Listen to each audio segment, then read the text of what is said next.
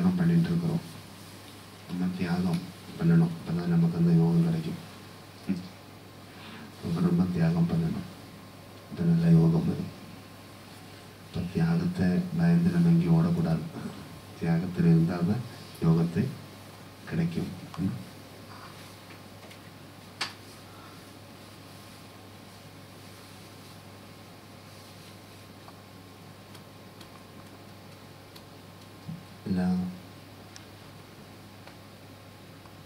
எல்லா காலத்திலையும் உங்கள்ட்ட இருக்கிற குரு பக்தி கைவிடாமல் நல்லா வச்சுக்குவோம். குரு பக்தி எப்போ நமக்கு வேணும். குரு பக்தி மீனிங் கர்ம பக்தி. கர்ம பக்தி இருக்கணும் நமக்கு எப்போ.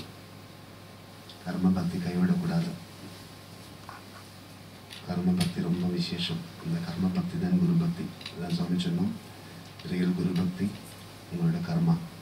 உங்கள் கர்மா மேலே இருக்கிற உங்கள் பாசம் ரியல் குரு பக்தி. எப்பவும் கர்மாவில் ரொம்ப ஹாப்பியாக இருக்கணும். என்னோடய வேலை நல்லா இல்லைன்னு சொல்லக்கூடாது.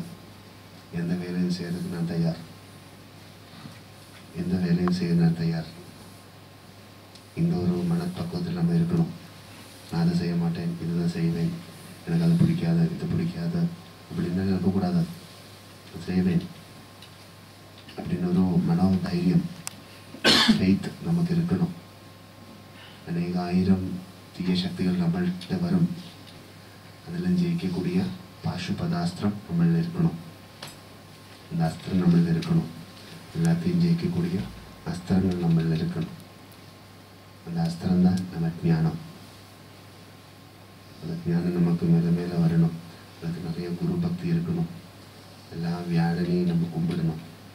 எல்லா வியாழக்கிழமையும் பகவான் ஸ்ரீ தட்சிணாமூர்த்தியை மனசில் நினச்சி, என் கர்மகாண்டத்தின் நாதா அப்படின்னு மனசில் நினச்சி ஒரு குரு சேவா எல்லா வியாழக்கிழமையும் நம்ம பண்ணுவோம். ஒரு தட்டில் வெத்தலை பாக்கெல்லாம் வச்சு, பழம் வச்சு, பால் வச்சு, தேங்காய் உடைச்சி வச்சு குருவுக்கு நம்ம சங்கல்பம் பண்ணணும். இனி அதெல்லாம் இல்லைனாலும் கொஞ்சம் பால் எடுத்து வச்சாலும் போதும். இனி அதுவும் இல்லைன்னா ஒரு பூ எடுத்து வச்சா போதும். இனி அதுவும் இல்லைன்னா ஹிருதயம் எடுத்து வச்சா போதும், மனசு வச்சா போதும். இது ஒன்று நம்ம குரு கிருபா கிடைக்கிறதுக்காக நம்ம பாதத்தில் வச்சு கும்பிடணும். வச்சு கும்பிட்டுட்டு அது குடும்பமாக எடுத்து சாப்பிடணும். அப்போ அந்த நல்லா ஒரு ரிலேஷன்ஷிப்பும் நல்ல ஒரு ஹாப்பினஸ் எல்லாம் அங்கே வரும். அதுதான் நமக்கு வேணும் இந்த காலத்தில்.